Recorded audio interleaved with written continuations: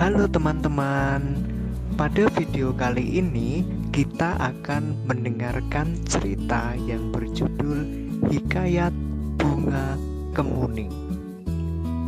Alkisah, pada zaman dahulu kala, ada seorang raja yang dikenal arif dan bijaksana. Ia memiliki 10 orang putri berparas cantik jelita bernama Putri Jambon, Putri Jingga, Putri Nila, Putri Hijau, Putri Kelabu, Putri Oranye, Putri Merah Merona, dan Putri Kuning. Tetapi karena terlalu sibuk mengatur kerajaan, sang raja tidak sempat mendidik mereka dengan baik.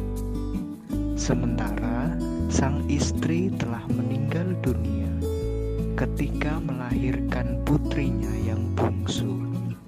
Sang raja terpaksa menyerahkan pengasuhan anak-anaknya pada inang pengasuh kerajaan.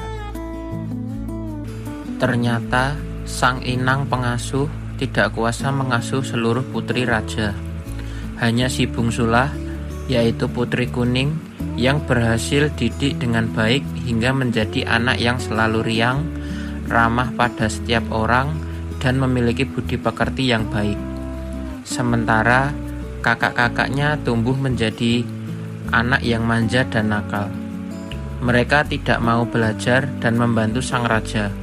Setiap hari, kakak-kakak Putri Kuning kerjanya hanya bermain di sekitar danau atau bertengkar memperebutkan sesuatu.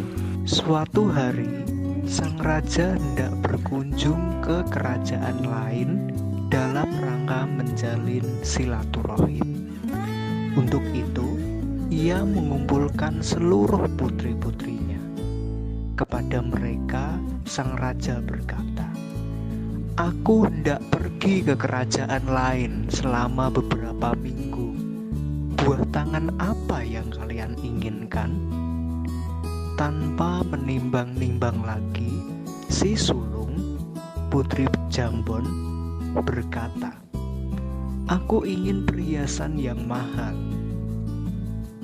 Permintaan yang hampir serupa, mahal dan mewahnya juga diajukan oleh adik-adik Putri Jambon.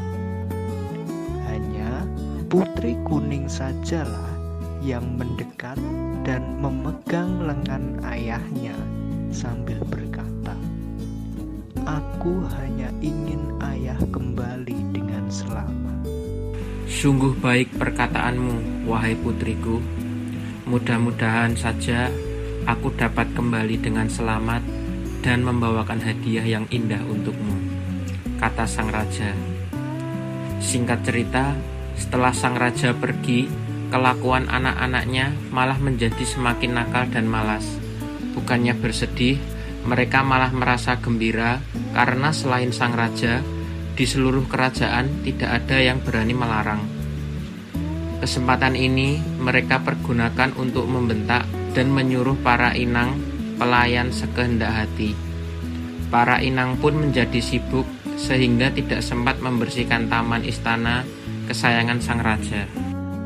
Melihat hal itu, Putri Kuning segera mengambil sapu dan mulai membersihkan taman kesayangan ayahandanya. Dedaunan kering dirotokkannya, rumput liar dicabutnya, dan dahan-dahan berlebih dipangkasnya agar terlihat lebih rapi. Sementara kakak-kakaknya yang melihat Putri Kuning sibuk di taman malah mencemooh. "Lihat, tampaknya kita memiliki pelayan baru," kata salah seorang di antaranya.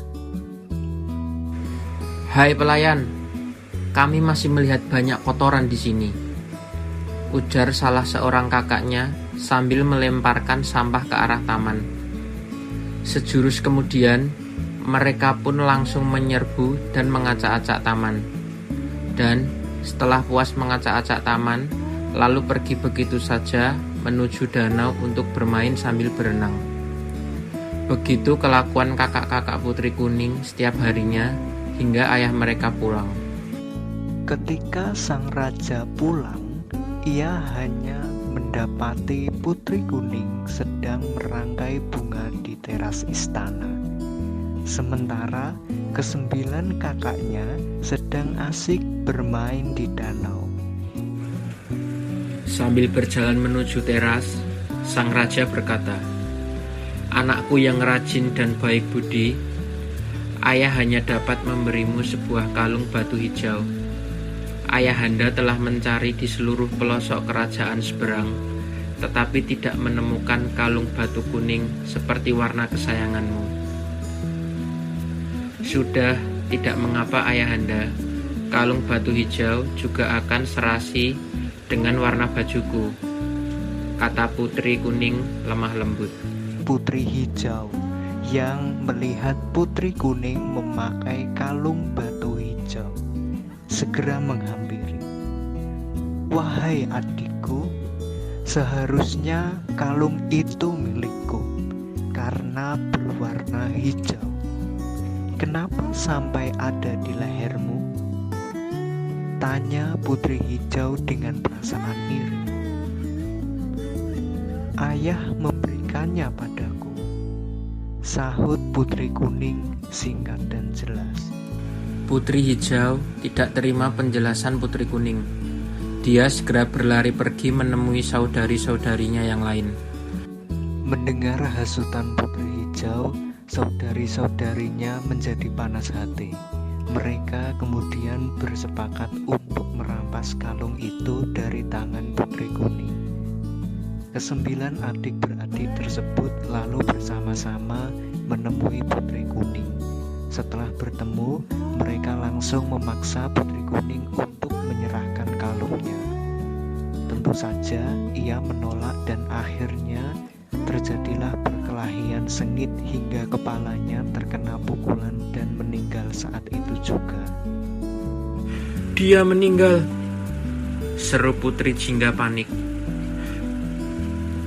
"Kita harus menutupi kejadian ini," kata Putri Merah Merona. "Kalau begitu, kita harus cepat menguburkannya agar ayahanda dan seisi istana tidak mengetahui kejadian ini," kata Putri Jambon kepada saudari-saudarinya. Sore harinya, entah mengapa, sang raja merasa kangen dan ingin berbincang dengan Putri Kuning di taman istana tempatnya biasa bermain. Namun, karena tidak menemukannya, dia lalu memanggil para putrinya yang lain untuk menanyakan keberadaan adik bungsu mereka. Satu persatu ditanyainya, tetapi tidak ada seorang pun yang mau berterus terang.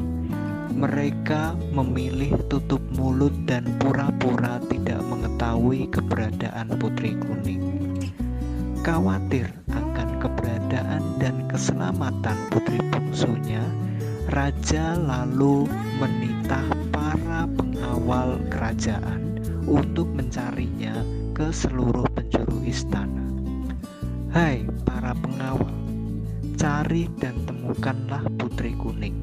Pencarian Putri Kuning selama berhari-hari hingga berminggu-minggu di seluruh penjuru istana tentu saja sia-sia belaka, karena telah dikubur sangat rapi oleh saudari-saudarinya hingga tidak ada yang bisa menyangkanya.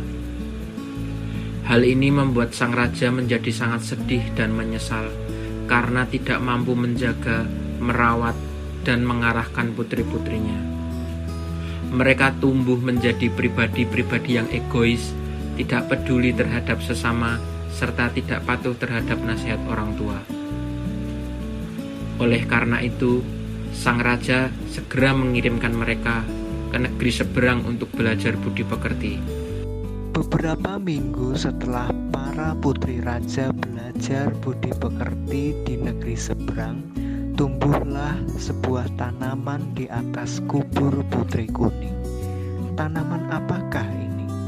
seru sang raja heran. Batangnya bagaikan jubah Putri Kuning, daunnya bulat, berkilau bagai kalung batu hijau. sementara bunganya putih kemuning dan berbau sangat wangi. Tanaman ini mengingatkanku pada putri kuning. Sejak saat itulah, bunga tersebut diberi nama bunga kemuning karena mengingatkan raja pada putri kuning. Dan sama seperti putri kuning, bunga kemuning memiliki banyak kebaikan. Bunganya dapat digunakan untuk mengharumkan rambut, batangnya dapat dipakai untuk membuat kotak-kotak indah, dan kulit kayunya dapat ditumbuk untuk dijadikan bedak penghalus wajah. Sekian cerita tentang hikayat bunga kemuning. Sampai jumpa di cerita-cerita selanjutnya.